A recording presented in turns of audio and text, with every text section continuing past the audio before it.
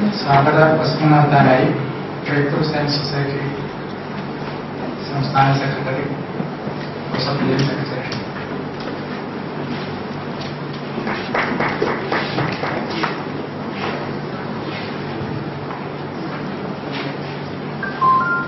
വേദിയിലും സദസ്സിലുമുള്ള ബഹുമാനികൾ,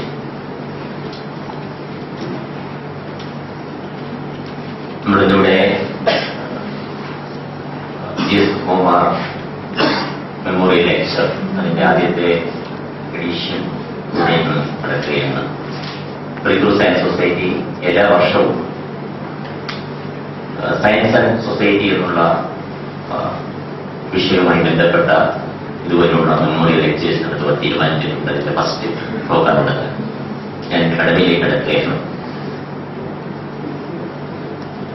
ഇന്നിവിടെ നമ്മുടെ ഈ ഫംഗ്ഷന് അധ്യക്ഷത വഹിക്കുന്നത് ബ്രേക്ക് സയൻസ് സൊസൈറ്റിയുടെ സംസ്ഥാന president doctor P.S. ബാബുവാണ്.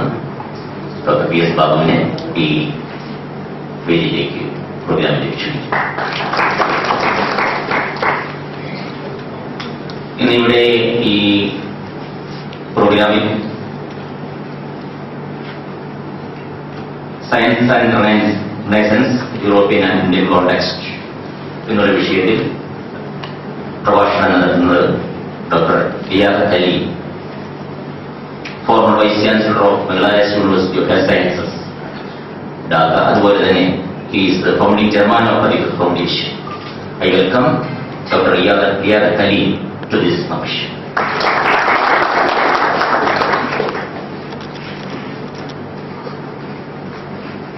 വേദിയിലുള്ള professor K P Saji,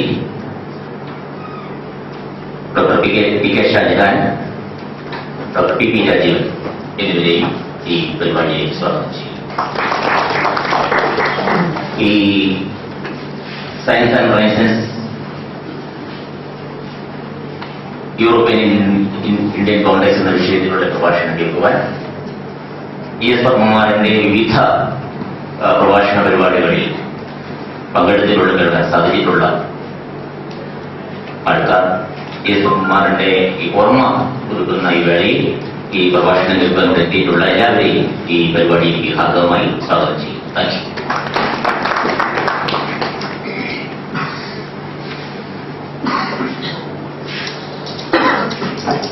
അടുത്തതായി G.S. പദ്മകുമാറിന്റെ ശാസ്ത്ര സാംസ്കാരിക സാമൂഹ്യ പ്രവർത്തനങ്ങളെ കുറിച്ച് ഉള്ള ഒരു അവതരണത്തിനായി പ്രൊഫസർ കെ പി സജി, ഈ ബ്രേക്ക് സയൻസ് സൊസൈറ്റി സംസ്ഥാന വൈസ്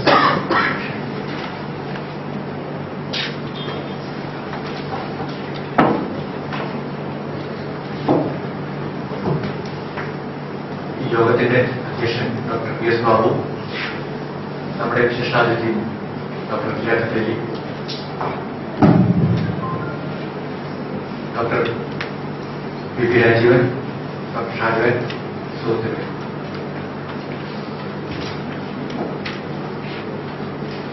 G.S. പദ്മകുമാർ അനുസ്മരണ പ്രഭാഷണത്തിന് ആമുഖമായി G.S. പദ്മകുമാറിനെ കുറിച്ചുള്ള ഒരു അനുസ്മരണം അവതരിപ്പിക്കാനാണ് ആവശ്യപ്പെട്ടിരിക്കുന്നത്. നേരിട്ടൊരു പ്രസംഗം നടത്തുന്നത് ചിലപ്പോൾ അതിവൈകാരികമായി മാറിയേക്കാമെന്നുള്ളതുകൊണ്ട് ഞാനൊരു കുറിപ്പ് തയ്യാറാക്കിയിരിക്കുകയാണ്. അത് വായിക്കുകയാണ് ചെയ്യുന്നത്. ബ്രേക്ക് സയൻസ് സൊസൈറ്റി കേരള ചാപ്റ്ററിന്റെ പ്രസിഡന്റും കേരളത്തിലെ സാംസ്കാരികവും ശാസ്ത്ര പ്രവർത്തനവും ഉൾപ്പെടെയുള്ള നിരവധി മണ്ഡലങ്ങളിലെ സജീവ സാന്നിധ്യവും നേതൃത്വമായിരുന്നു ശ്രീ G.S. പദ്മകുമാർ. അദ്ദേഹത്തിന്റെ വിയോഗത്തിന് ഇന്ന് ഒരു വർഷം തികയുകയാണ്. അദ്ദേഹത്തിന്റെ വിയോഗം കേരളത്തിലെ സാമൂഹിക സാംസ്കാരിക മേഖലയ്ക്ക് വിവരണാതീതമായ നഷ്ടമാണ് ഉണ്ടാക്കിയിരിക്കുന്നത് എന്ന് ഇവിടെ സന്നിഹിതരായ നാം ഏവർക്കും അറിയാം. 1978 തിരുവനന്തപുരത്ത് വിദ്യാർത്ഥിയായിരിക്കുന്ന സമയത്ത് 17ാം വയസ്സിൽ നിസ്വാർത്ഥമായ പൊതുപ്രവർത്തനത്തിന്റെ ആദർശത്തിലേക്ക് ആകർഷകനായ ശ്രീ G.S. പദ്മകുമാർ പിന്നീട് 40 വർഷക്കാലം നീണ്ടുനിന്ന തന്റെ സമർപ്പിത ജീവിതത്തിലൂടെ കേരളത്തെ സാംസ്കാരിക ശാസ്ത്ര പ്രചാര രാഷ്ട്രീയ മേഖലകളിലെ ഉജ്ജ്വല സാന്നിധ്യമായി മാറി. കടന്നുചെല്ലുന്ന ഏതൊരു രംഗത്തും സ്വാഭാവിക നേതൃത്വമായി ഉയരാനും മനസ്സർപ്പിക്കുന്ന ഏതൊരു വിഷയത്തിലും കൃത്യവും ആഴത്തിലുള്ളതുമായ അറിവ് നേടാനും അദ്ദേഹത്തിന് കഴിയുന്നു. ശാസ്ത്ര വിഷയങ്ങളിലും ശാസ്ത്ര പ്രചാരണ പ്രവർത്തനങ്ങളിലും അദ്ദേഹത്തിനുണ്ടായിരുന്ന താല്പര്യം എടുത്തു പറയേണ്ടതാണ്. ബ്രേക്ക് ത്രൂ സയൻസ് സൊസൈറ്റിയുടെ കേരളത്തിലെ പ്രവർത്തനാരംഭം മുതൽ അതിന്റെ നേതൃത്വം അദ്ദേഹം അഭിമാനപൂർവ്വം ഏറ്റെടുത്തു. കേരളത്തിലെ നിരവധി പ്രഗത്ഭ ശാസ്ത്രജ്ഞർക്കൊപ്പം അനേകം വേദികളിൽ പ്രഭാഷണങ്ങൾ നടത്തിയപ്പോഴെല്ലാം അവരുടെ മതിപ്പും ആദരവും നേടിയെടുക്കുന്ന രീതിയിൽ വിഷയങ്ങൾ അവതരിപ്പിക്കാൻ അദ്ദേഹത്തിന് കഴിഞ്ഞിരുന്നു. അദ്ദേഹത്തിന്റെ നേതൃത്വത്തിൽ ബ്രേക്ക് ത്രൂ സയൻസ് സൊസൈറ്റി കേരളത്തിൽ ശാസ്ത്ര വിഷയങ്ങളിലുള്ള ആധികാരിക സ്വരമായും സ്വാഭാവികമായും മാറിത്തീർന്നു. കേരളത്തിലെ ശാസ്ത്ര പ്രവർത്തകർക്കും ശാസ്ത്ര സ്നേഹികൾക്കും പ്രവർത്തനത്തിന്റെയും പഠനത്തിന്റെയും അളവറ്റ ഊർജ്ജസ്രോതസ്സായിരുന്നു അദ്ദേഹം.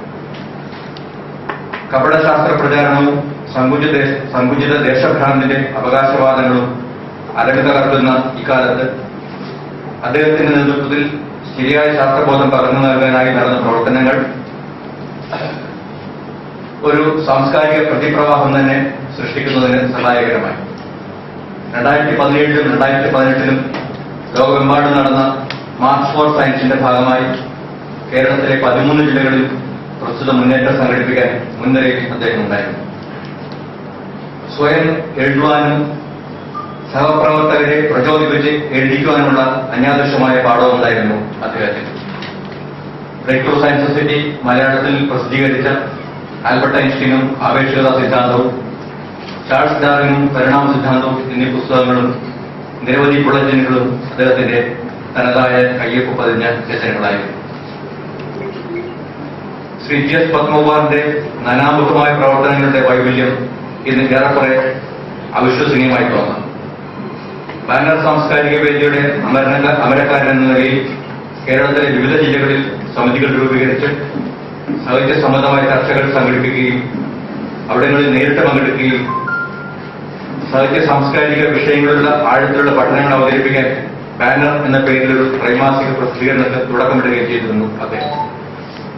കേരള ചരിത്രത്തെക്കുറിച്ച്, പ്രത്യേകിച്ചും കേരള നവോത്ഥാനത്തെക്കുറിച്ച് പഠിക്കുക എന്ന ഉദ്ദേശത്തോടെ രൂപീകരിക്കപ്പെട്ട ഒരു പഠന സമിതിയുടെ കൺവീനറായിരുന്നു അദ്ദേഹം. അയ്യൻകാളിയും കേരള നവോത്ഥാനവും എന്ന ഏറെ പ്രശംസിക്കപ്പെട്ട ഒരു കൃതി ഈ പഠനത്തിന്റെ ഫലമായി പുറത്തുവരികയും ചെയ്തിട്ടുണ്ട്.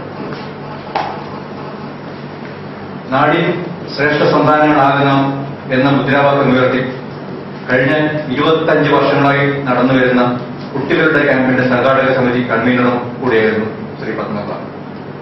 ഉയർന്ന മൂല്യബോധത്തിലേക്കും കൂട്ടായ ജീവിത രീതിയിലേക്കും കുട്ടികളെ നയിക്കാനും ഉതകും വിധം ഗൗരവതരമായ പ്രവർത്തനങ്ങളാണ് അദ്ദേഹത്തിന്റെ നേതൃത്വത്തിൽ ആവിഷ്കരിച്ചത്. അത്യന്തം ശ്രദ്ധയോടെയും സമർപ്പിതമായും അദ്ദേഹം നടത്തിയിരുന്ന രാഷ്ട്രീയ പ്രവർത്തനത്തോടൊപ്പം തന്നെ ഒപ്പവും അതിന്റെ ഭാഗവുമായാണ് വൈവിധ്യമാർന്ന ഈ പ്രവർത്തനങ്ങളിൽ അദ്ദേഹം ഒഴുകിയത്. ഉയർന്ന വിജ്ഞാനവും സംസ്കാരവും ആർജിക്കാനുള്ള ആന്തരിക സമരവും അവ മറ്റുള്ളവരിലേക്ക് പകർന്നു കൊടുക്കാനുള്ള പ്രവർത്തനങ്ങളും സമന്വയിപ്പിച്ചതുകൊണ്ടാണ് ഇടപെടുന്നവരെ മുഴുവൻ സ്വാധീനിക്കത്തക്ക വിധത്തിൽ ഒരു പ്രഭാവം സൃഷ്ടിക്കാൻ അദ്ദേഹത്തിന് കഴിഞ്ഞത്. അങ്ങനെ നിരവധി പേർക്ക് അദ്ദേഹം ഗുരുതുല്യനായി, നിരവധി പേർക്ക് ജ്യേഷ്ഠ സഹോദരനായി, മറ്റു കുറെ പേർക്ക് പിതൃതുല്യനായി, അനേകം പേർക്ക് അദ്ദേഹം ഉറ്റ സഖാവായി, സുഹൃത്തായി. ദിവസം മുഴുവൻ എന്നോട് നേടുന്ന പ്രവർത്തനങ്ങൾക്കിടയിലാണ് അദ്ദേഹം വായനയ്ക്കും പഠനത്തിനും സമയം കണ്ടെത്തിയത്. വായന അദ്ദേഹത്തിന് വ്യക്തിപരമായ ആനന്ദത്തിനോ ചൊങ്ങറ്റ പ്രകടനത്തിനോ ആയിരുന്നു. തന്റെ കൂടെയുള്ളവരെ പ്രചോദിപ്പിക്കുവാനും ഉയർത്തിക്കൊണ്ടുവരാനുമുള്ള വ്യഗ്രതയുടെ പൂർത്തീകരണത്തിനായി ഒന്നാം തരം ഒരു പരിഭാഷകനും കൂടിയായിരുന്നു അദ്ദേഹം. യഥാർത്ഥത്തിൽ ഒരു ബഹുമുഖ പ്രതിഭയായിരുന്ന ശ്രീ G.S. പത്മകുമാറിന്റെ വിയോഗം അദ്ദേഹം അഭിലഷിക്കുന്ന പ്രവർത്തനങ്ങളെ മന്ദീഭവിക്കാൻ ഇടയാക്കരുത് എന്ന ചിന്തയിൽ നിന്നാണ്. അദ്ദേഹത്തിന്റെ നിര്യാണത്തിലുള്ള ദുഃഖം നമ്മെ കർമ്മവിമുഖരാക്കൂടാ എന്ന ദൃഢനിശ്ചയത്തോടെ കൂടുതൽ മെച്ചപ്പെട്ട പ്രവർത്തനങ്ങൾ ആവിഷ്കരിച്ച് നടപ്പാക്കാൻ നമ്മൾ പരിശ്രമിക്കുന്നു. അത്യന്തം ദുഃഖഭരിതമായ ഈ വിയോഗം സൃഷ്ടിച്ച വിടവ് നികത്താനായി നാം ശാസ്ത്രപ്രവർത്തകർ കൂടുതൽ സമർപ്പിതമായ പ്രവർത്തനങ്ങൾക്കായി പ്രതിജ്ഞയെടുക്കേണ്ട സമയമാണ്. വർദ്ധിത വീര്യത്തോടെ നാം നടത്തേണ്ട പ്രവർത്തനങ്ങളുടെ ഭാഗമെന്ന നിലയിലുള്ള ഈ തുടർ പ്രഭാഷണ പരിപാടി കേരളത്തിലെ ഒരു പ്രധാന സാംസ്കാരിക സംഭവമായി മാറ്റിയെടുക്കുമെന്ന വിശ്വാസത്തോടെ ശ്രീ G.S. പത്മകുമാറിന്റെ സ്മരണയെ ഒന്നുകൂടി മനസ്സിൽ ജ്വലിച്ച് നിർത്തിക്കൊണ്ട് ഞാൻ അവസാനിപ്പിക്കുന്നു. ഏവർക്കും അഭിവാദ്യം.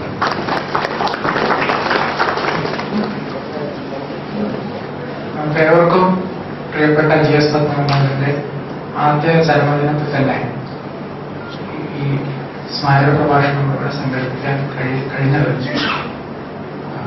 വളരെ പ്രാധാന്യമുള്ളൊരു കാര്യമാണ്. അതിനുവേണ്ടി പ്രവർത്തിച്ച നിരവധി തിരക്കുകൾക്കിടയിൽ പ്രവർത്തിച്ച തിരുവനന്തപുരം കമ്മിറ്റി പരിശ്രമം ഇതിൽ സാധ്യമാക്കി തീർക്കുന്നതിന് വളരെ പങ്ക് വഹിച്ചിട്ടുണ്ട്. ഇന്നത്തെ വിഷയവും G.S. പത്മകുമാറിന് ഏറെ പ്രിയപ്പെട്ടതായിരുന്നു. ശാസ്ത്രവും ജനാധിപത്യവും അതുപോലെ ശാസ്ത്രവും നയസൻസും ഒക്കെ തമ്മിലുള്ള ബന്ധത്തെക്കുറിച്ച് അദ്ദേഹത്തിന്റെ വാക്കുകൾ നമ്മൾ നിരവധി വേദികളിൽ കേട്ടിട്ടുണ്ട്.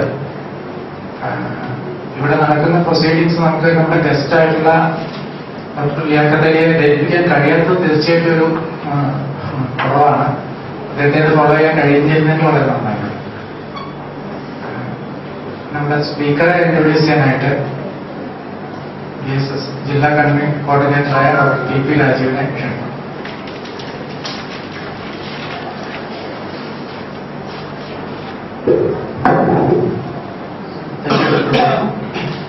My duty is to introduce the distinguished speaker of today's program, Professor Liaquat Ali.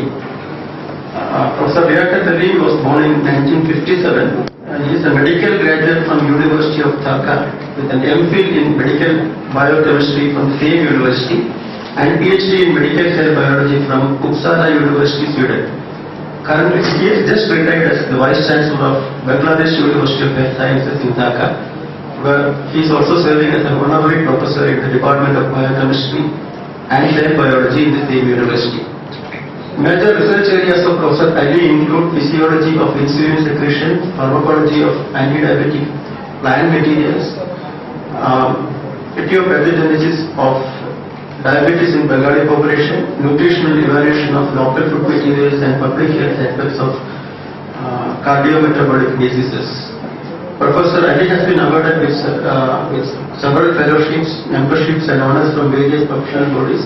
He is a fellow of Bangladesh Academy of Sciences, he is fellow of Islamic World Academy of Sciences, and he is also chairman of Botik Foundation and also the former Vice-Chancellor of the Bangladesh University of Health Sciences.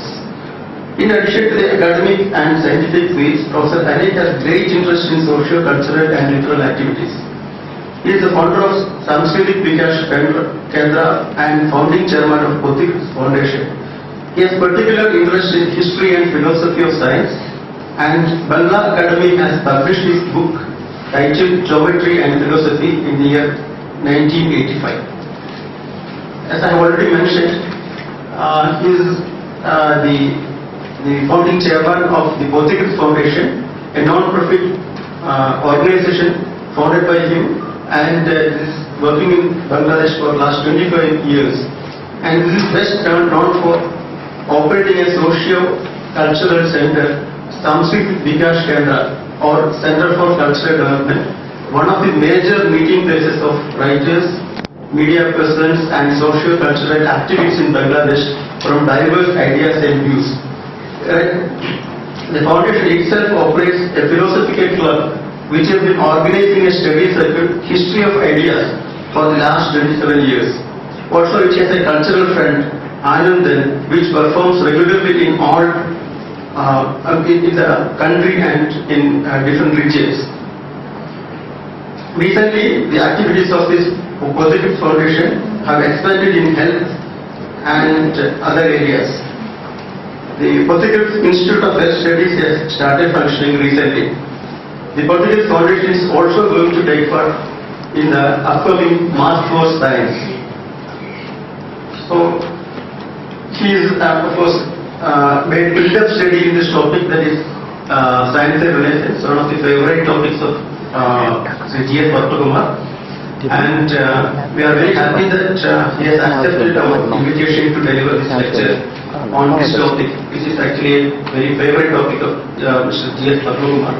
And I am very grateful to him because I think yesterday he had to attend a conference in Bangladesh and a whole night he was traveling. and tomorrow he has to go back. So he has come here. He has found one day to deliver this lecture, and I am very, very thankful to him. And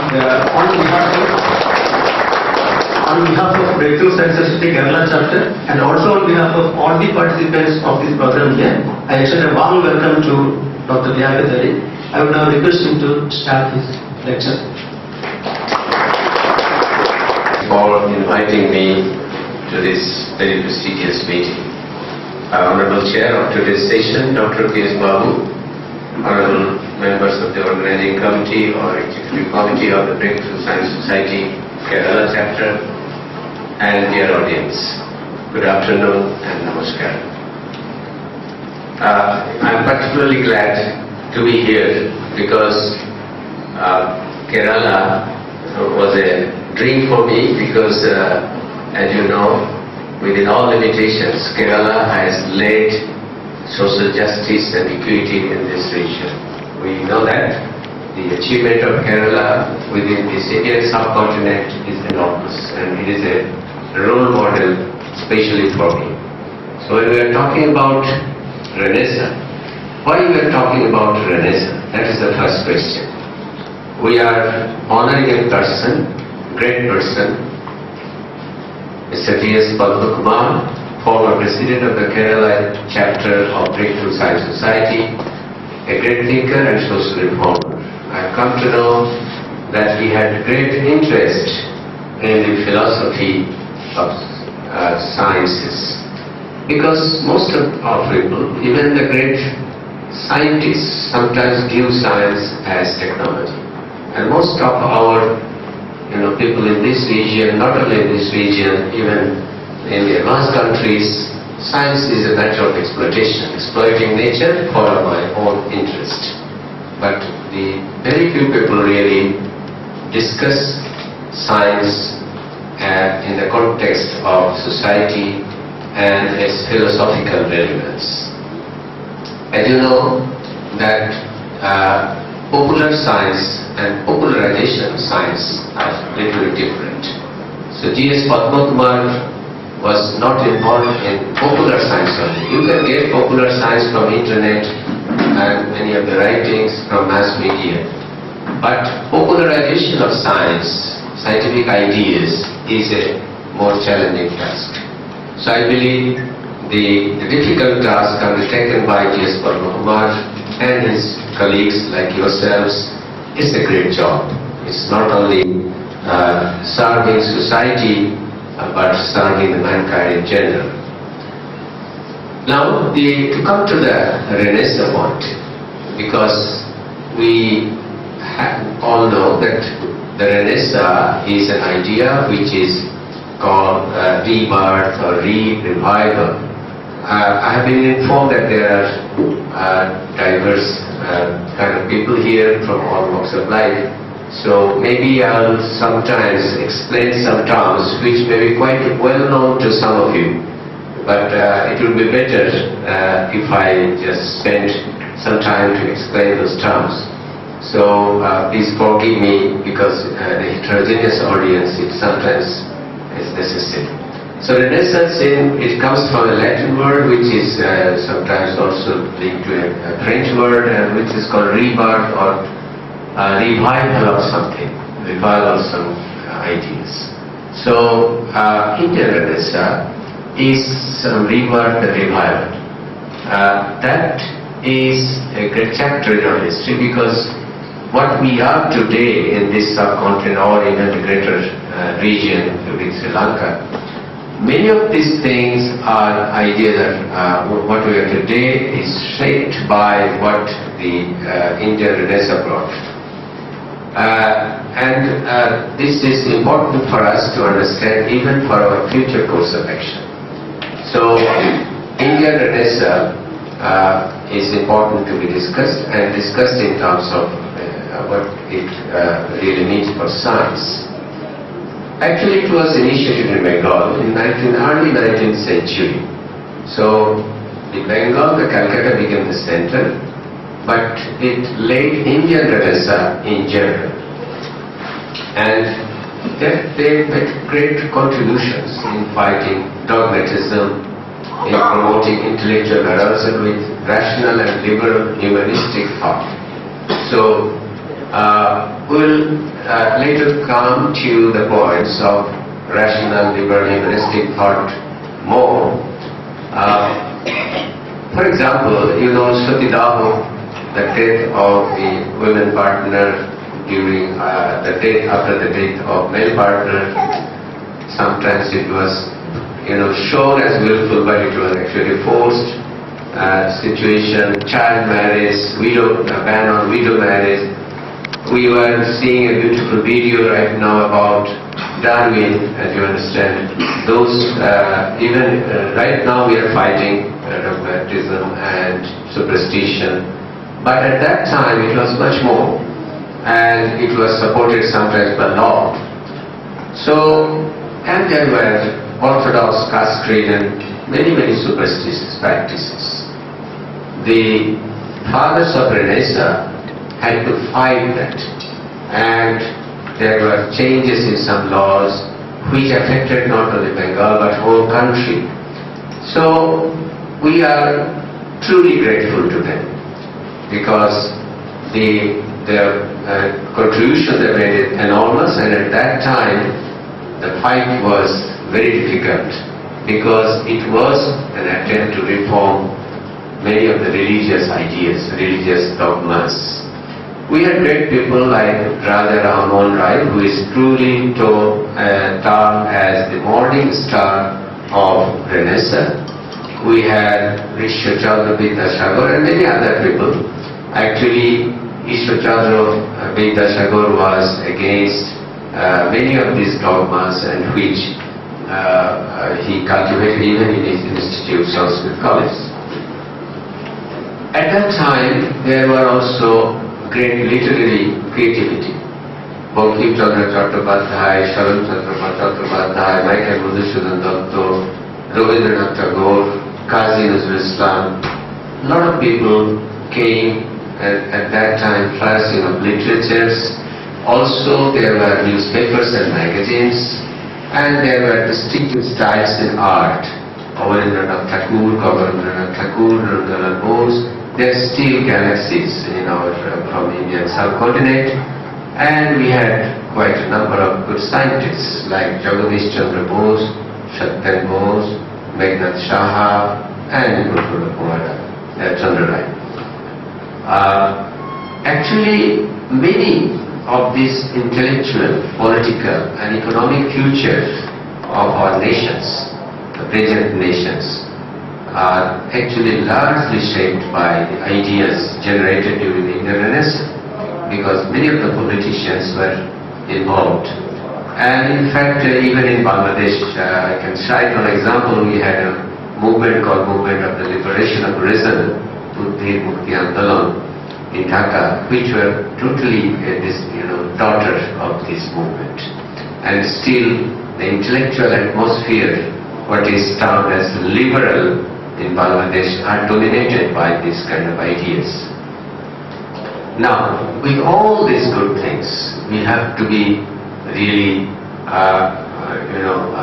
conscious about why such kind of revolution, which was also made in Europe, we'll come to that, could not bring expected parallel revolution in science in our country. Because we did not develop, it took long time to develop and to move forward in our nations. Because from the European Renaissance, the development which happened in Europe in science and technology, we did not get a parallel development. So now we have to be self-critical. Was there something rooted in our Renaissance that did not really bring a scientific attitude of mind? Why we are still fighting against many of the dogmas which, say for Europe, I expect except some veteran quarters. There will be always people like Trump who will be for, power, they will be utilizing something. But in general, in society, many of the things are settled. They don't, debate on those things. So what really is rooted in our Renaissance? that will be part of the discussion, because that realization is important in our case, with all the respect to the Renaissance fathers. So that is the Indian, in my opinion, Indian Renaissance is an unfinished revolution. So what should be done today? Now, if we go back to Indian Renaissance, actually it had, as I said in the beginning, Renaissance is rebirth or revival of some ideas. That means people look to some of the old days. Either it can be Ram Rajo in India, or it can be, say, Khilafat in Islam, or whatever is your, ancient inspiration. You can have certain ideas which, if those days are back, will be very good. So this is called rebirth or revival of ideas. So what was in the Indian Renaissance, mind of the Indian Renaissance fathers? Actually, if we look carefully, we had two inspirations, two sources. They wanted two types of rebirth. One was the ancient India. Ancient India, that was in a sense also a sense of belonging, sense of dignity, and sense of ultimately for our independence, of freedom, of our dignity, of our national recognition.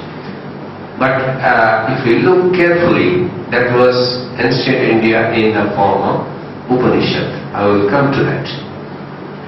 Second inspiration was from the European Renaissance. Apparently, both were mixed. Actually, that's why now we have to little bit discuss what was the European Renaissance. It happened, it started in 13th, 14th century in Italy, but then it spread all over Europe, and this Renaissance was inspired again by two sources. One source actually was Hellenic civilization. You all know Helen of Greece, Helen of Troy. You have seen the cinema probably also, many of you. The Hellenic civilization actually was based in, not in Troy, it was in Athens. That is symbolized by, Hellenic ideas.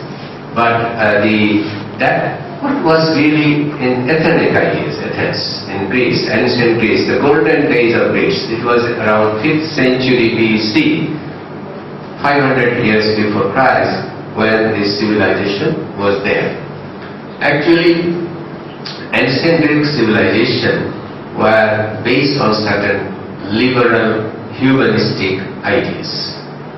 In fact, you have heard about say, Sophocles in his Oedipus. He says, there are many wonders in the world, but the greatest wonder is human being himself, one human being himself.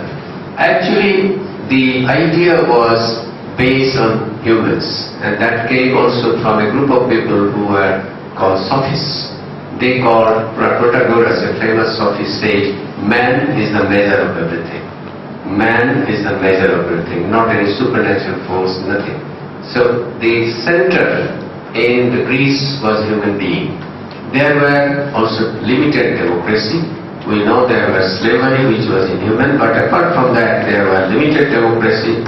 Of course, the human values were there. There were gods, there were, a destiny, but no organized religion in Greece. So the gods were like supernatural human beings, superhuman beings. Even they were sometimes afraid. The god sometimes moved away in the flame during war. He was so afraid that they were like human beings, right? So if you read Iliad and Odyssey, you will see so many instances that gods are, sometimes afraid of man, right?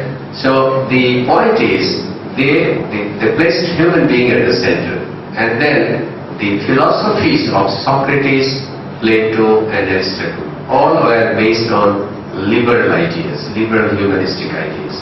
Actually, they thought that by human reason, you can really solve the problems of the world, you can, have knowledge.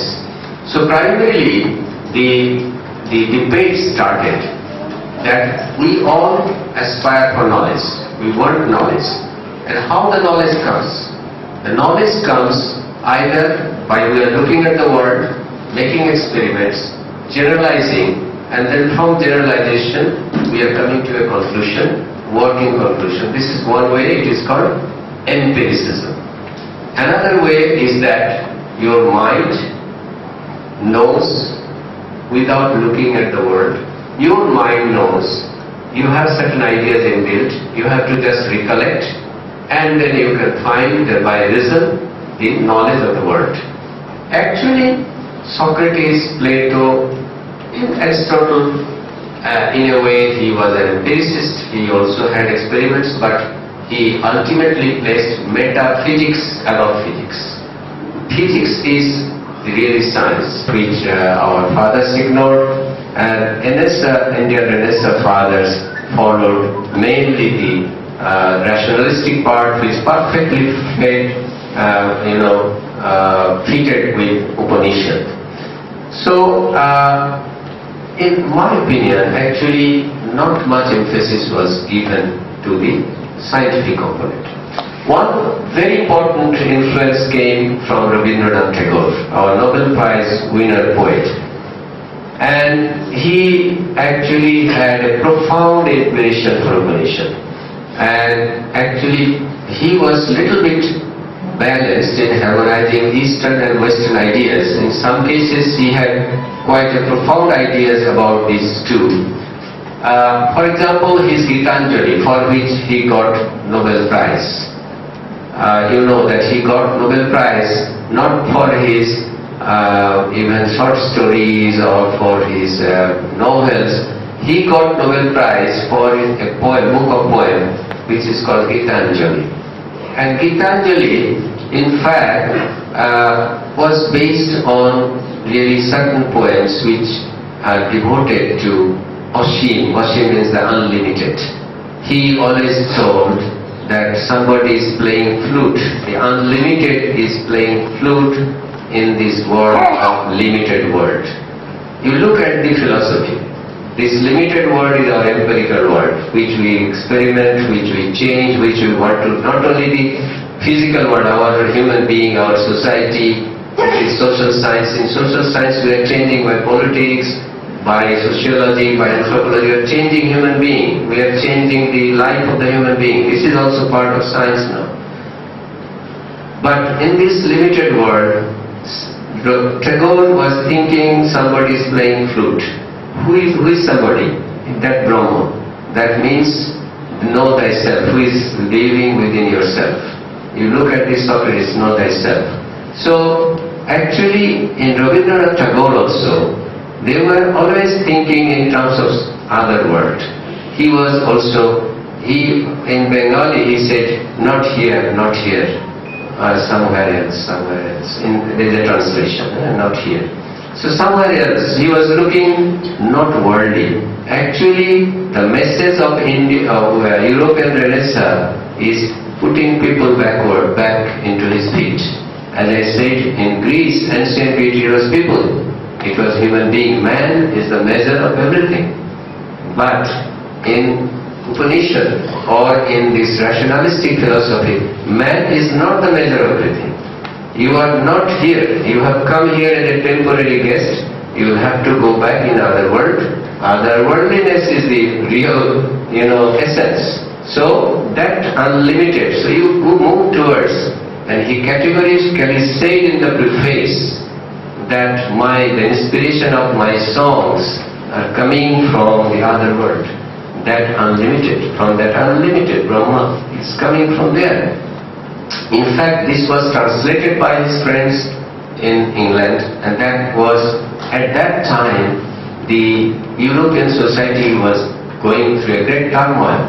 The two world wars are ringing, they are coming. In 1913, you remember, the World War started in 1918, and then the European society was looking for alternates. They always thought that Indian mysticism will rescue their crisis. So there were people there who always wanted this kind of message, that supernatural, other world, not this world. You don't have to solve your problem through your activities in this world. You have to go for certain kind of inspiration. So Rabindranath Tagore actually has a profound admiration for Upanishad.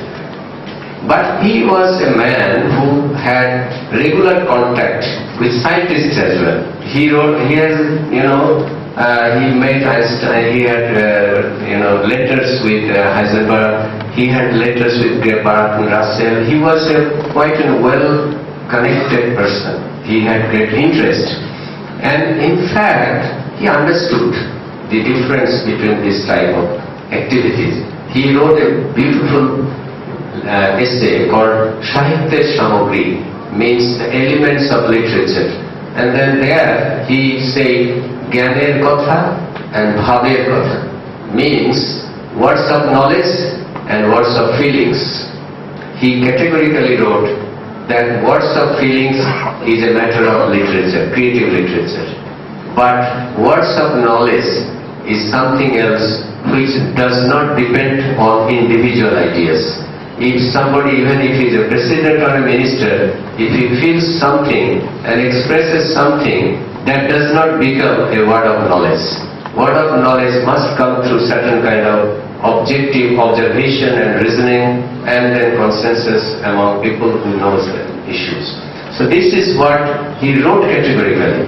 But in another poem he wrote, he is writing in English. In Bengali it is called Kobi Tavo Monobhumi Ramer Janmabhumi Ajodhya Cheshotto Jeno, means that oh poet, your mind is a more truth than the truth of the birthplace of Ram, the Ajodhya. So you understand that the poet's mind is a more, is a better truth than even an objective truth. So the subjective truth and objective truth, that is the matter which is very, very important. That in science we are always trying to go to objective truth, not what my mind said, not an individual mind said. It is by observation, we collect data, we analyze data, we come to a conclusion and say, okay, this is better, this is more acceptable, with certain level of mistake. So Rabindranath Tagore had a split personality. He had profound admiration for science, he wrote regularly and he had connection with scientists. He understood that something is called word of knowledge, words of knowledge, and something is called words of feelings. But on ultimate analysis, he sided with Upanishad, and that is why actually we were greatly influenced. Tagore influenced us like anything, the whole, not only Bengal, but many parts of the Indian ideas. There was another group who had potential. It is called Dirozio, a young, teacher. He was a great inspiration in Calcutta at that time. Potential group of people with scientific ideas, some practicing scientists were involved, and but somehow Michael Madhusudhan Datta, he joined them, but they were quite arrogant. Sometimes they created certain nuisance also, and so what happens in our experience also, if we want to change the society, if we want to change the ideas of people, ideas should be fought with ideas, and it should be fought with certain kind of sense of dignity. Sometimes arrogant radicalism does not work as we think. So for young Bengals it was total failure. Now, ladies and gentlemen, I think this is the time we realize all these limitations, and in nutshell, actually the Indian Renaissance was not a balanced Renaissance. We must pay respect to them for many of the things, but we must realize that the fathers of Renaissance, including Rabindranath Tagore, really did not incorporate science, even the Indian ancient scientific tradition. So, if we realize that part, so economic development partly due to look at yourself. So this is a school, all Socrates, Plato, Aristotle, they are all what is called rationalists. Rationalist does not mean man or mere rational being. Rational and rationalism is different. Rational means we all sometimes, even a most illiterate person uses some reason. That means we are rational. But rationalism means that reason knows the knowledge, reason can know the truth. You don't have to look at the world, you don't have to experiment, you don't have to do certain sense-based works. So this is a school. That school is not only in the ancient Greece. Apart from their humanism, their great contribution in literature, their great contribution in architecture, their great contribution in art, they had purely a rationalistic the society, Socrates, Plato, Aristotle.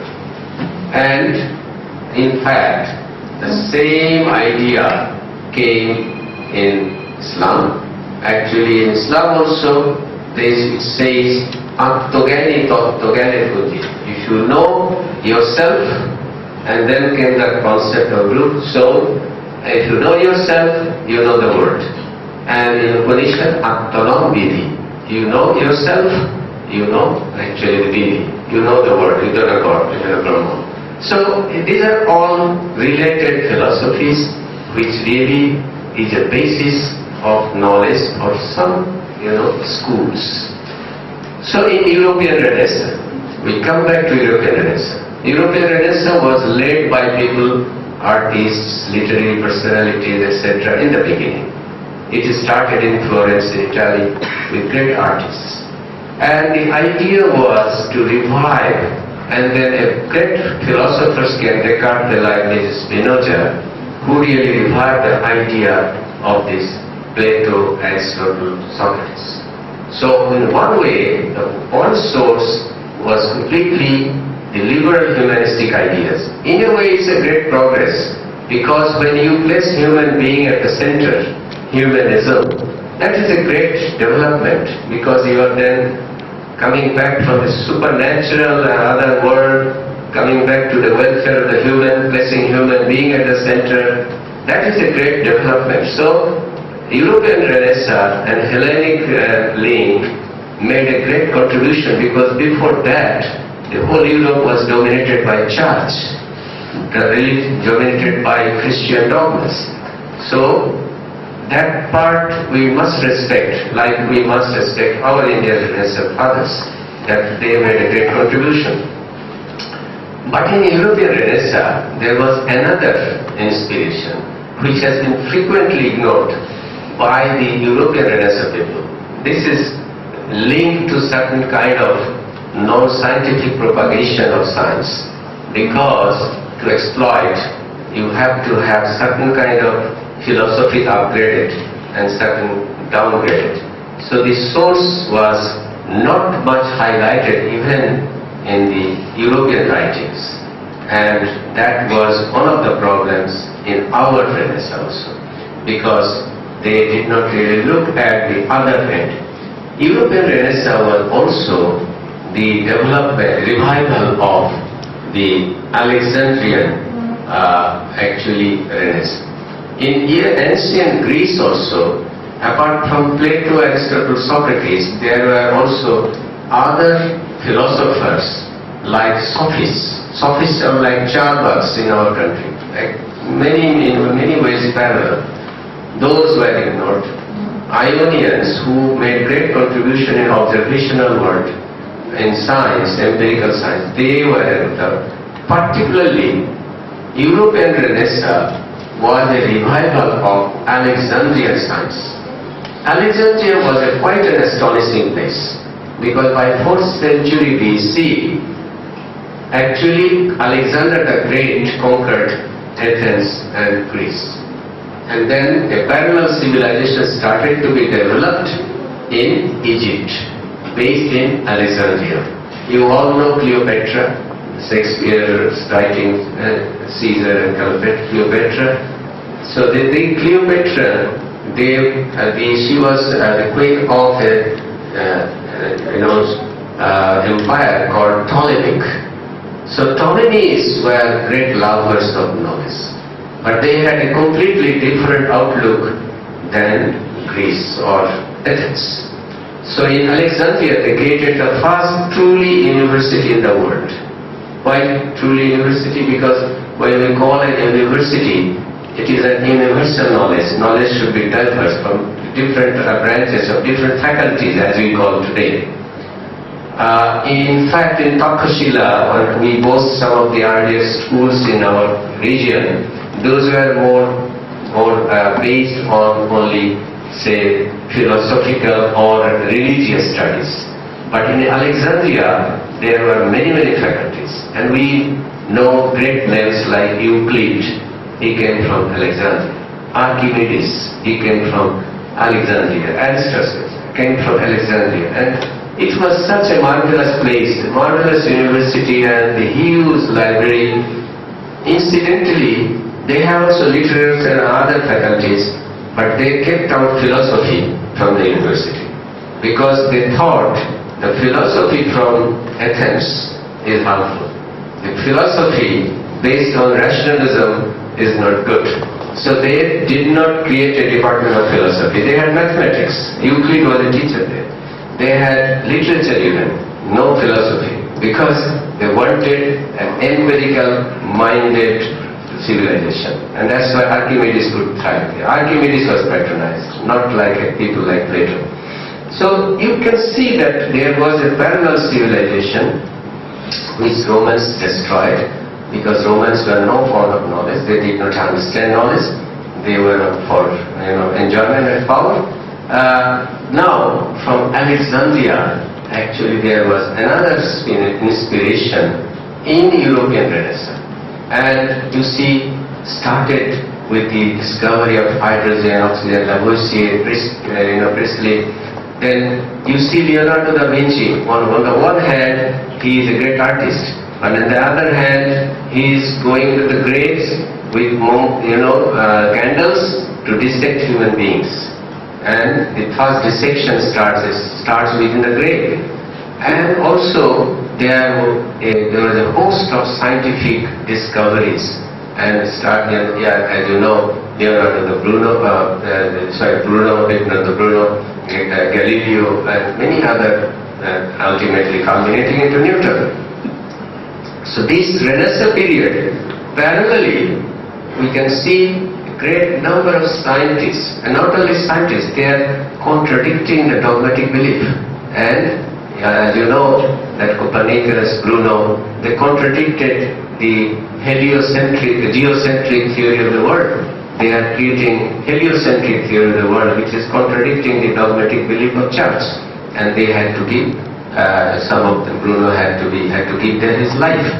And also, Galileo was put into custody. He somehow escaped. We are not going to that story. People risked their life for that. And then Francis Bacon at this period summarizes in his Novum Organum what are the elements of science. And those elements of science are moving forward in social science, not only physical, biological science, social science. We are looking at the writings of Hobbes, Locke, and ultimately and Karl Marx, to look forward. We are getting Marx and Engels. We are getting even Stuart Mill. Many of the people who are really developing, we are getting the Adam Smith and Ricardo. All writings are during that period, coming one by one, serially, in few centuries. So the European Renaissance is not only liberal, humanistic revival of Greece. European Renaissance is also revival of Alexandrian science. And that's why Europe could really develop so quickly, because they had, on the one hand, humanistic ideas, on the other hand, the development of science together. But in contrast, our Indian Renaissance was based almost totally on the humanistic streams of philosophy, and that is mainly Upanishad. Actually, in India, we had also a great tradition of empirical ideas. the Upanishad in fact was a reaction against empirical ideas. Why? Because the Vedas, originally the Vedas were based on the questions asked to nature, although they sought answer from the devatas or deities, but the problems were based on real problems, and the solutions were based on sometimes the Brahmins made it complicated, but the solutions were more practical in nature. So at one point that became a point of exploitation by the Brahmins. Of course there were a lot of exploitations. So there were reactions of society, and the reactions came mainly from the Charvaks, who were not believers in bread, which is called Gnostic philosophies. In Europe, in Indian terms, Gnostic, Astic, believer and non-believer is not based on believer in God and not believer in God. Actually, believer, Astic in Indian terms is who recognizes the Vedas as an authentic proof. And Gnostic means who does not believe Vedas as an authentic proof. So Astic, Gnostic in Indian philosophy never means belief in God or not believing in God. So actually the Jaina, Buddha and tactfully Upanishad, tactfully I am saying that they never declared that we don't believe in the authenticity of God, in the Vedas. The Upanishad never declared that. But in a way, it has said that Vedas are full of karma kanda, activity based, and that is that is aparavidya, that is inferior knowledge. And we are transforming it to paravidya, means it is superior knowledge. Like Aristotle said, physics is an inferior, metaphysics is superior. So the Upanishad was a reaction to Vedas. Reaction was coming from Buddhists, reaction came from the Jainas, reaction came from Charvaks. They negated the authenticity of Vedas, so they were called Gnostic philosophy. But Upanishad was never a Gnostic, it was an Astic philosophy. But in a way, they downgraded the Vedas. And based on these ideas, there were quite a number of philosophies like Vaisheshik, Nai. They were having empiricist ideas. They were quite scientifically oriented. We had also Arthashastra, which was more observation oriented. But our fathers of Renaissance did not give much importance on those. They were more influenced by Vedas and particularly Vedantas, which was propagated in 8th century AD by Shankaracharya. Actually, Shankaracharya was a very powerful man. He was a very good orator. He traveled very extensively and made the Vedantas based on the Upanishad actually very popular. So our fathers, including Raja Rammohan Rai, including his disciples, were very much influenced by the Upanishad as expressed by Shankaracharya and others, and this is called Advaitavad, means monotheistic Brahma-based, in fact established Brahma Samaj. As I said, reacting against dogmas, reacting against many of these backward ideas is a great thing.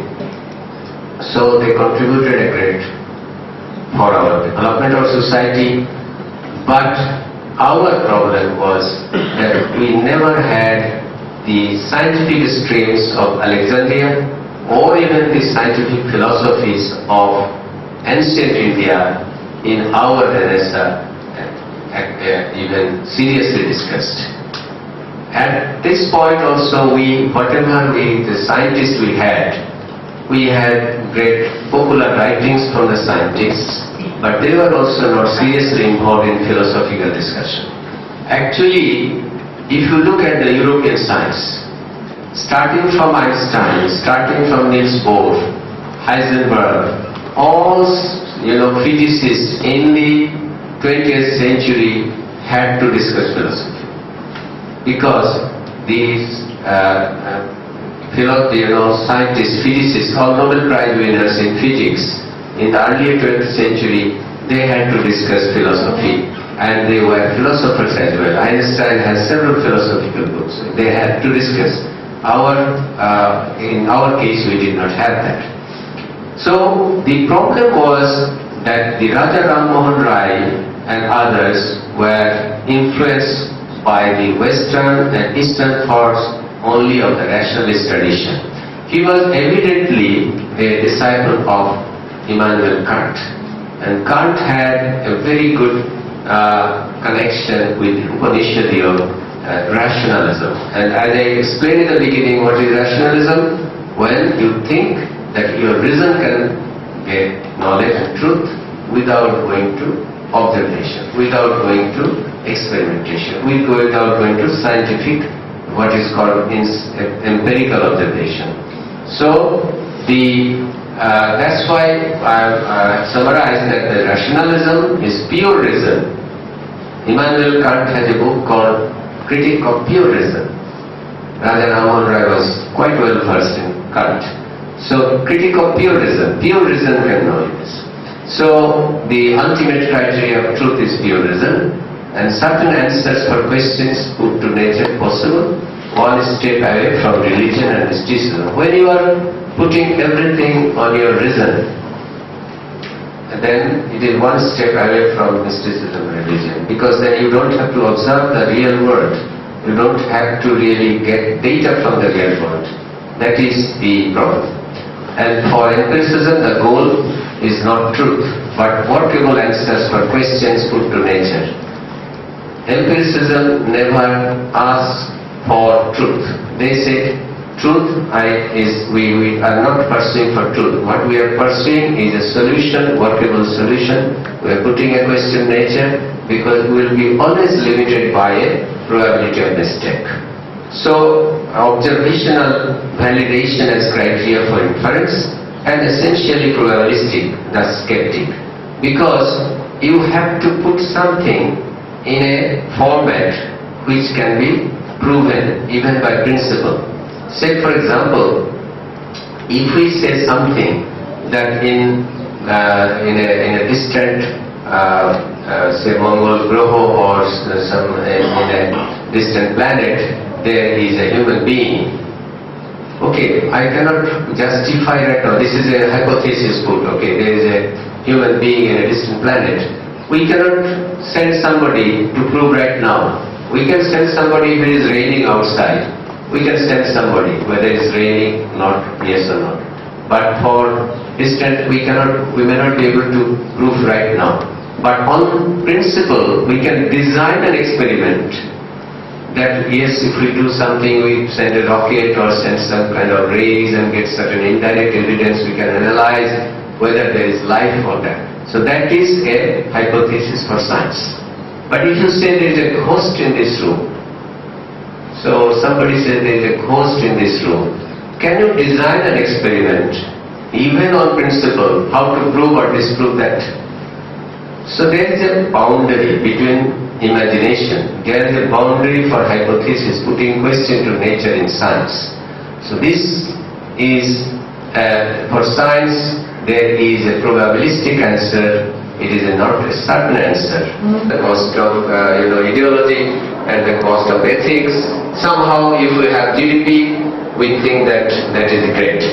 So, but scientific outlook is not developing in parallel.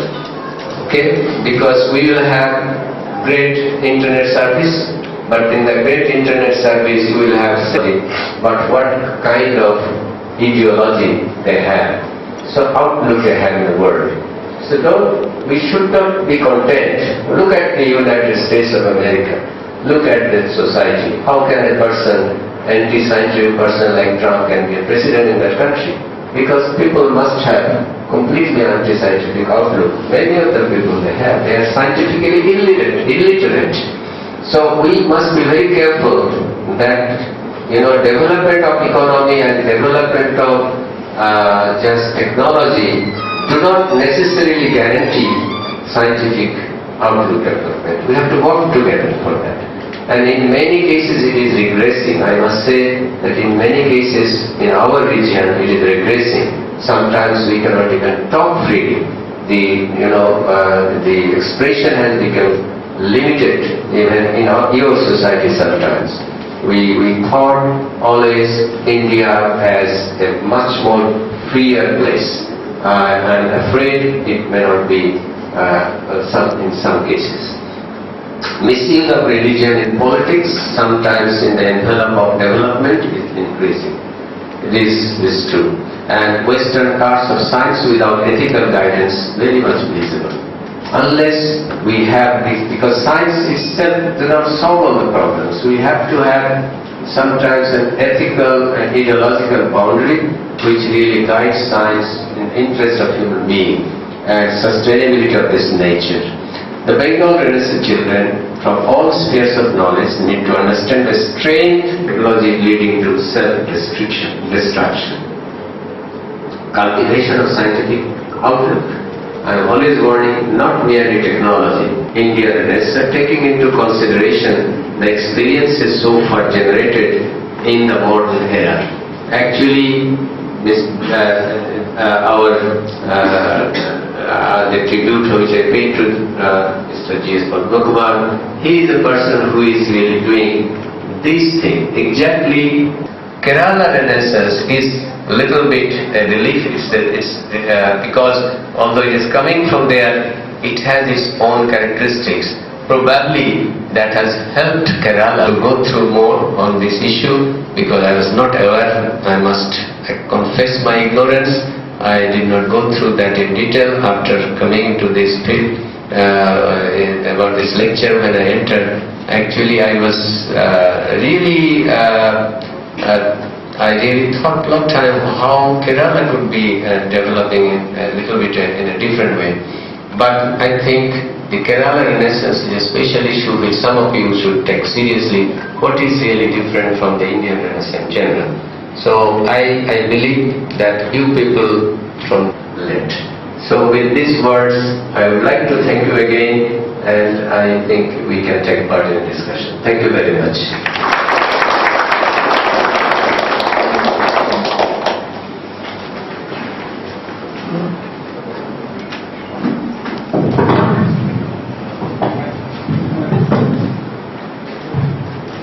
I have a few questions.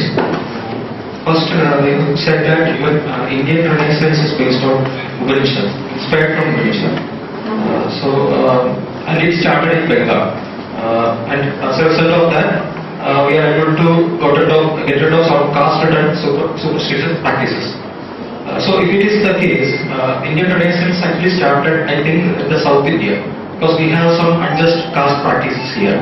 And we are having some movement towards here in South India. That's before Bengal Renaissance. That is one point I noted. Again, my question is there any role of political or unjust law in Indian Renaissance? Because in European context, there are not basically this caste system and everything. So in Indian context, is there any political or unjust laws just triggered this in Indian Renaissance? That is my first question. Then another question. You said these empirical elements. Indian Renaissance were not considered these empirical elements in evolution. My doubt is whether these empirical elements was in the first case, whether these empirical elements triggered this Indian Renaissance or colonial rule. Because also in European context, the Europeans were never under colonial rule. But Indians were under colonial rule. So whether colonialism triggered Indian Renaissance. So these are my two important questions. Then again, so you said Indian Renaissance is unfinished revolution. That's true because my thought is that we have never achieved a Renaissance, but what we went through is a reformation. But reformation are again based upon time. With the movement of time, reformation comes. So, what is the major hindrance major element which is acting as a hindrance for our Renaissance, even in this century? Thank you. Oh, thank you. So many other things, like say child marriage, like there were Shatidamo Pratha, there were empowerment of the women, education of the women. So there were so many elements. So I really don't have that idea that what period the caste system of South India really were eradicated. But in early 19th century, these five things are not only eradicating but taking into law. That was really a great contribution from them. But if we think that it is not just single change, but overall change, that was a greater change which we are sometimes equating with Renaissance. But there is no,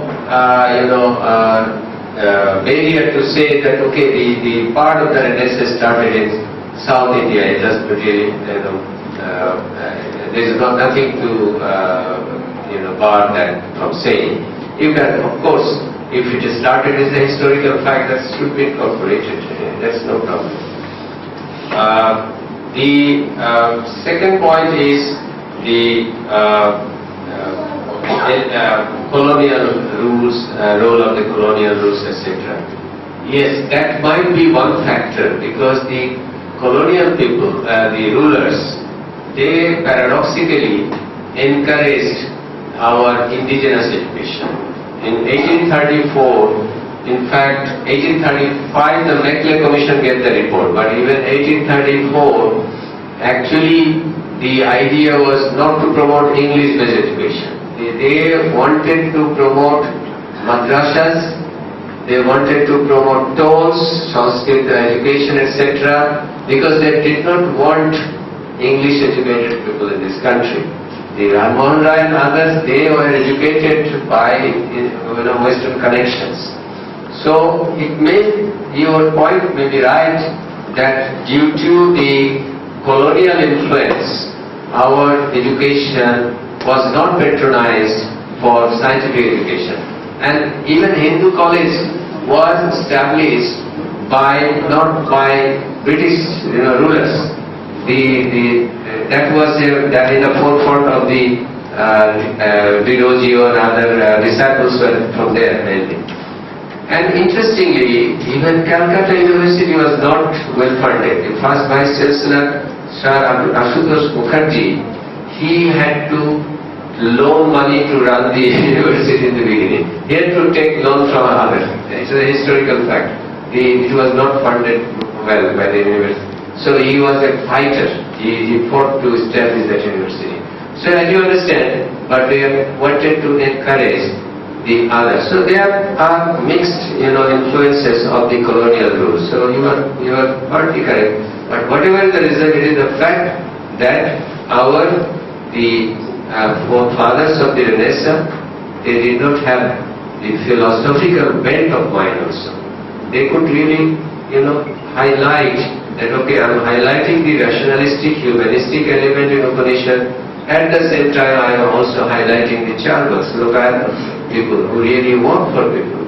They could really look at the Vaisheshik Darshan, they could look at other philosophies. They did not highlight that. This is also a factor.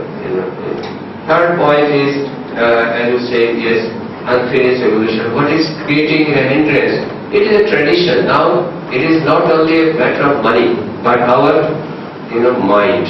We have to change our mind. Our mind should be evidence-based from what we call a primary emotional type, literary type of, and talkative type of culture. We have to work really hardcore with people, with really society, changing society through science and technology, but at the same time protecting ourselves from the Western consumerism and vulgar capitalism. That is very, very important, right?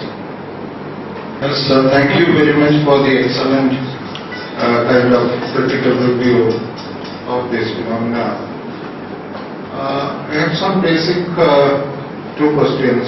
One is whether this perspective, the question involving European and Indian context, comes from a Eurocentric perspective.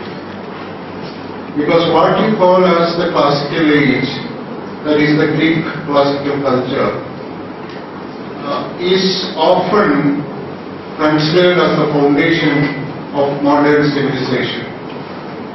Whereas the Indian subcontinent region produced far advanced culture much before that.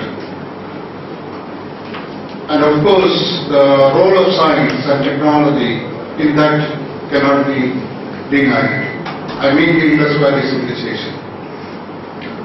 And also today there are many hypotheses which may be of interest to you to look into Kerala and southern India and how it was different in its Renaissance also. Because there are arguments that connect these two. I meant to say the 5th century, which was a classical period in Europe, also produced a kind of a classical age in India with Buddhism, Jainism, and for your kind of Alexandrian science, we had a great ruler in the name of Ashoka. So this comparison of a situation in which the Indian side is often looked down, and the empirical progress probably that brought in this being is one question that I have got. The other is your very important point that our Renaissance was partial, it is an unfinished revolution. So, and also the kind of very beautiful critique you made about it. Say, my question is it all because of a very inhuman system, what we call as caste system, which was also legitimized by the Vedic and the Upanishad philosophy, which was basically responsible for this kind of limitation in for us. The scientific temper of a society was not unleashed, and we are under the grip of religiosity and all sorts of kind of mysticism and other things. Thank you. Thank you, James. That we very often, when we look at the history of science and history of thought, we very often look always for science, the Greek or the others, for the ancient scientific contribution.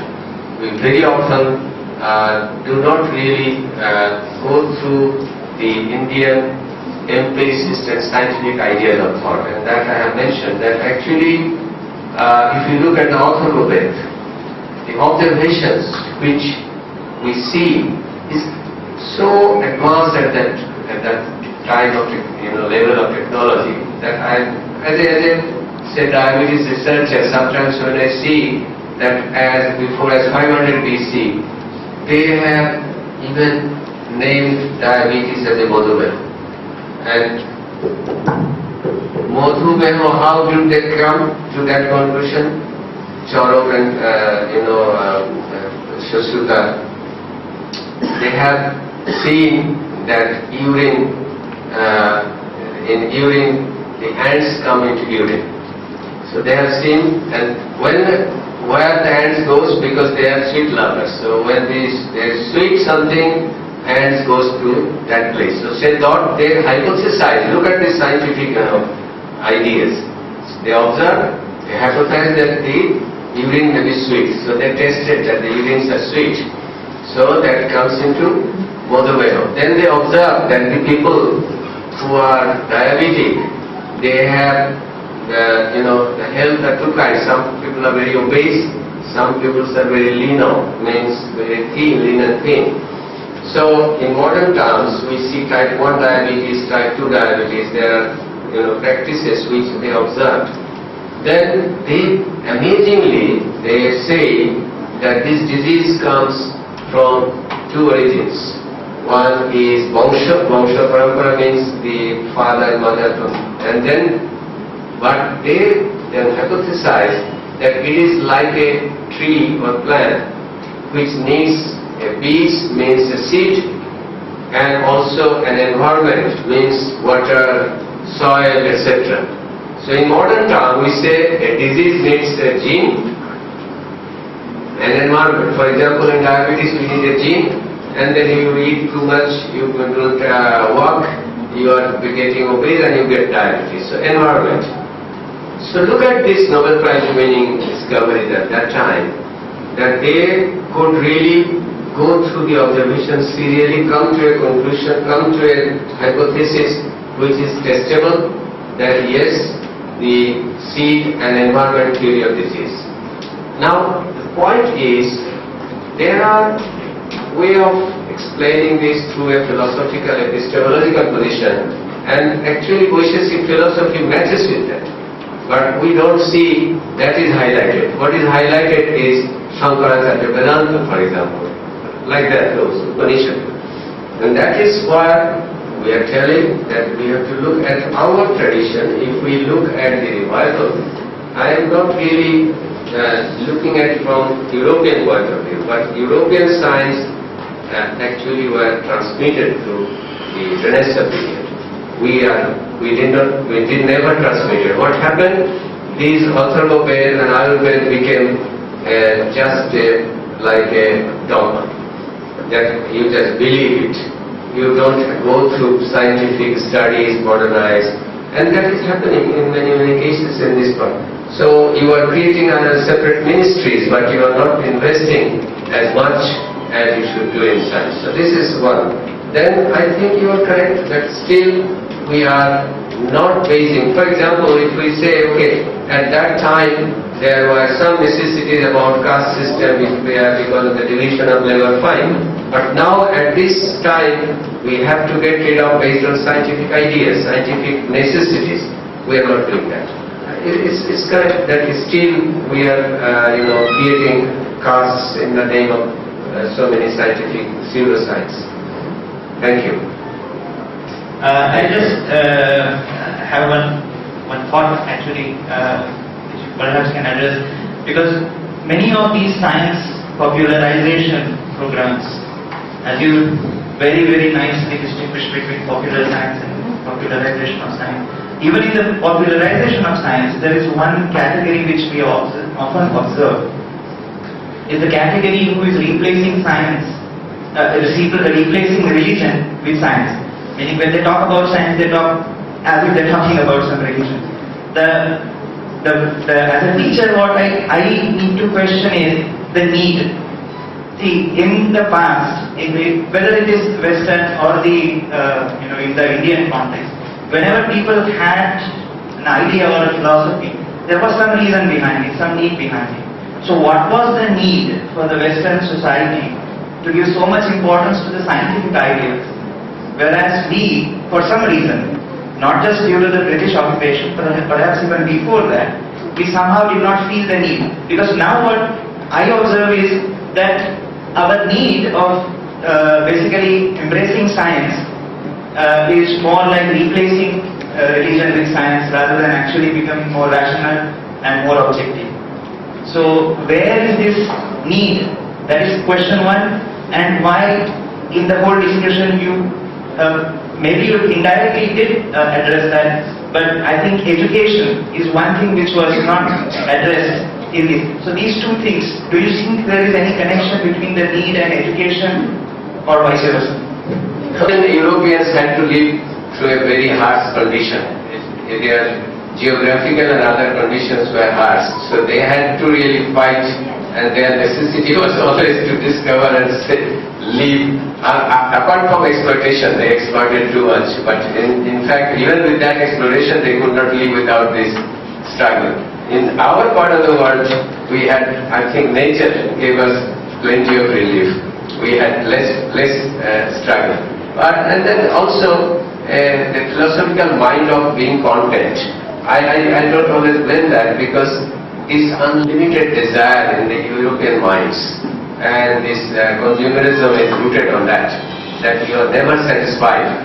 So the message of Nirvana, or this message which is coming either from Buddhists or from even Sankhya, I think this philosophy is not always bad, that you have your desire, but sometimes you have to stop.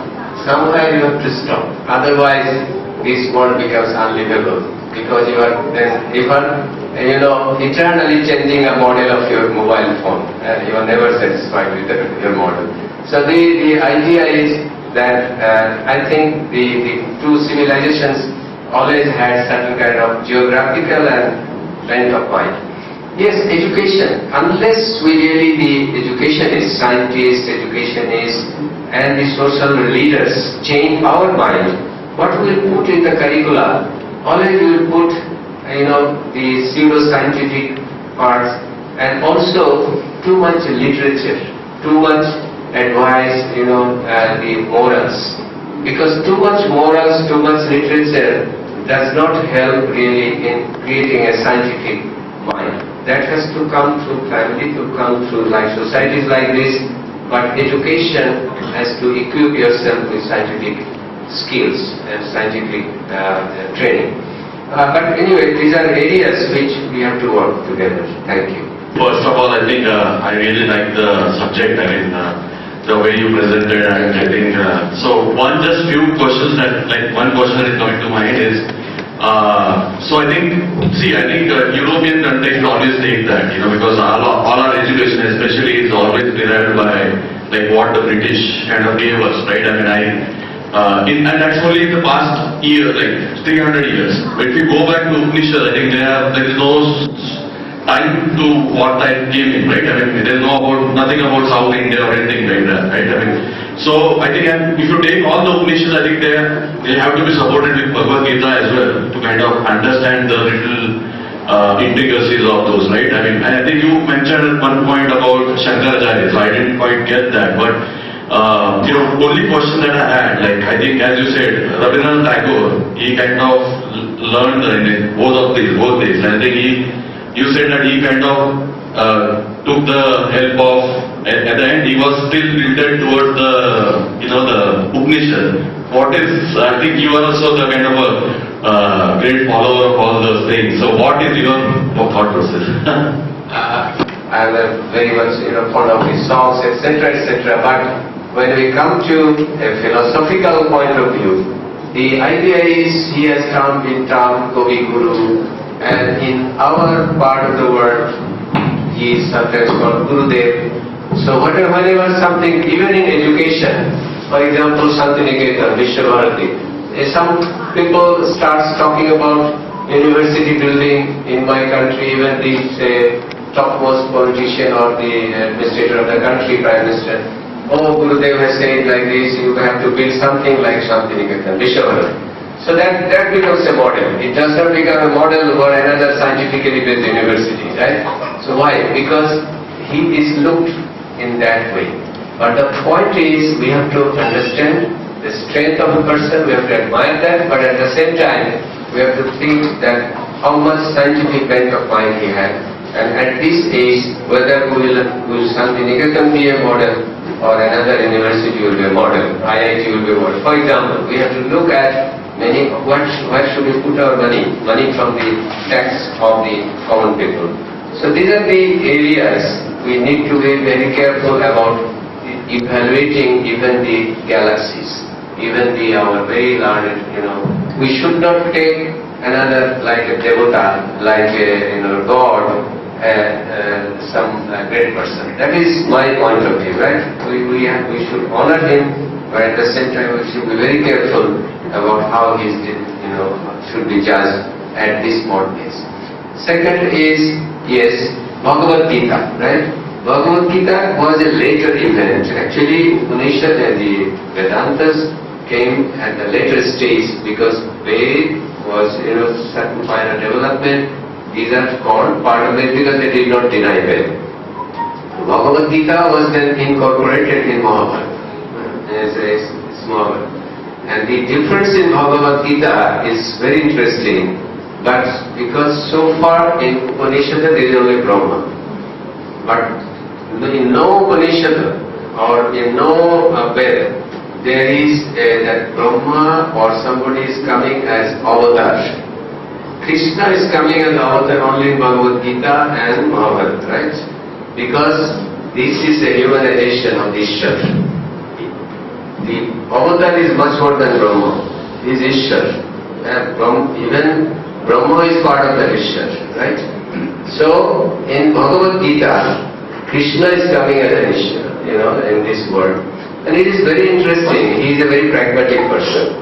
If you look at the Bhagavad Gita carefully, Krishna is completely a different person there, but that is not highlighted. Krishna as Bhagavan, worshipped, etc., etc. But if you look at his pragmatism and his relativism of ethics, he at one point is saying that, look, Arjun, knowledge is only for literate, educated people. Knowledge is people who can really knows how to use that. Because what happened, at one point, when he was very angry, Yudhishthira said, okay, put down your... And Arjuna has a promise to the Dharma that if somebody wants to throw away his sword, ignores his sword, he will cut his head. Now he was in a dilemma. He said, what should I do? Should I cut down the head of my elder brother because he has, ignored my sword? Because I am promised back bound to Dharma for doing that. At the same time, this elder brother for whom we have come to Banavas, should I cut down his head? This is also impossible. So he was in a great dilemma. At that point he went to Krishna, and Krishna said, look, there is no final ethics. Ethics is based on whatever is the situation. You see the point. It is called pragmatism, that there is no universal ethics. You have to utilize your ethical point of view depending on the situation. And then he said, look, religion is for only knowledgeable people. And religion is only for knowledgeable people who can use that particular. So you see, in Bhagavad Gita, this is not really Upanishad in that sense. It is something quite different. Anyway, what I am emphasizing, that in our part of the world, we have always highlighted the supernatural, otherworldly, Brahma part of these efforts. There are other streams which have been ignored. So what you are saying is correct, that we don't have to look at from Western point of view. We have to look from our sources also. There are empiricists, there are, very social-minded thoughts which we can highlight. And we can say, yes, India has some great science, we can do science. Okay, thank you. I believe one. So during 19th century, early 19th century, there are many scientists. Who quite, they are empirical and quite a lot for the society also. What about their contribution in Lenisha, and why it is not being carried? Yeah, most with whom now we are knowing, because with Einstein he wrote great, he had great contributions, and ozone has been named under him, the God particle, and also Venkat Shah. People like that, they contributed a lot. But honestly, if you look parallelly in Europe at that time, if you start from, say, Max Planck, if you look at the Albert Einstein, if you look at Niels Bohr, if you look at Heisenberg, if you look at, people at that time who were quite large number of pioneers, all of them were involved in philosophical discussion, fundamental philosophical discussion. We don't see all that parallel here. At the same time, they had, Jagadish Chandra Boshu had written quite a few popular books, that's true. But we don't see any philosophical social interaction from them. That's the fact. I'm not always blaming the politicians or philosophers or social reformers.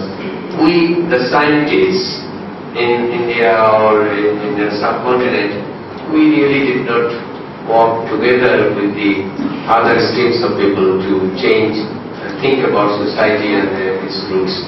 So equally we may be blamed, but the factors, whatever the factors are involved, that truth remains that scientists have lived like islands a little bit. Whatever science we had, live like islands, detached from the general society. So I think discussion like this, science and society, is very, very essential. How to incorporate, because ultimately science is for society. That has to be understood.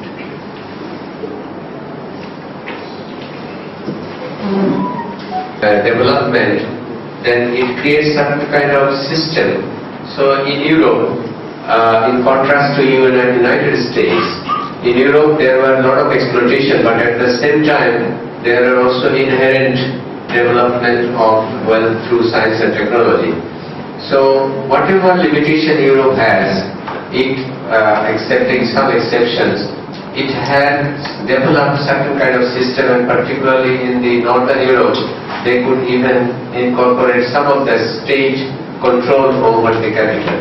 And we know in Norway, Sweden or Finland, at least some social equity compared to other countries were there. If it develops through a system.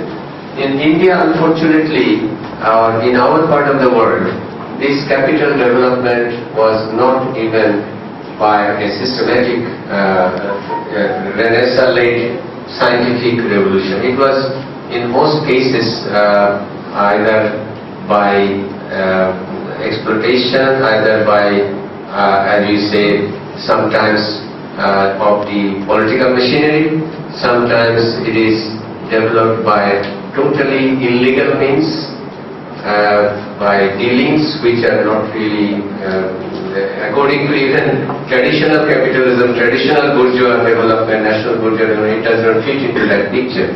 It is, I should say, totally a deviated capital. If we look at the capitalists, if we take a map of the capitalists of our region, major rich persons, you may look at their history. They probably did not develop that capital even by legal means, even our legal means. So I think our Renaissance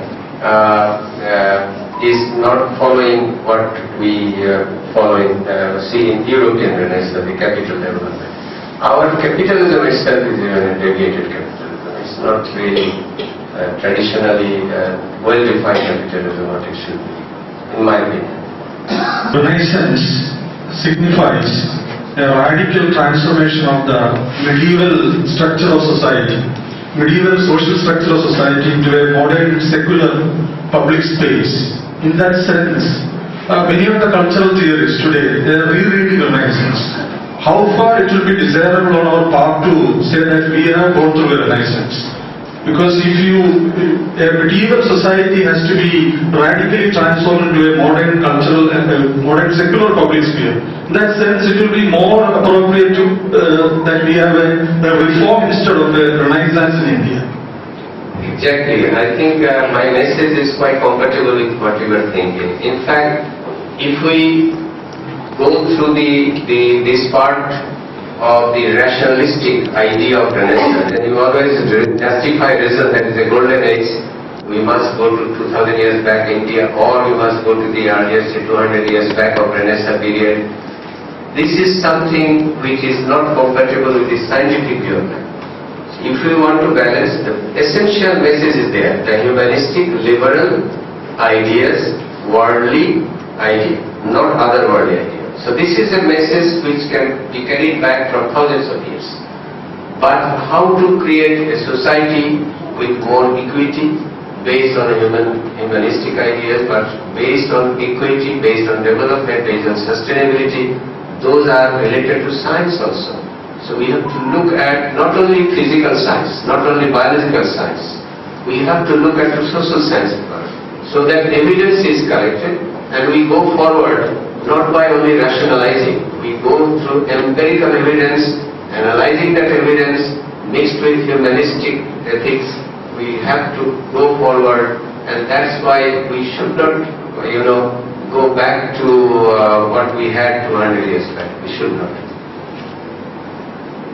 I think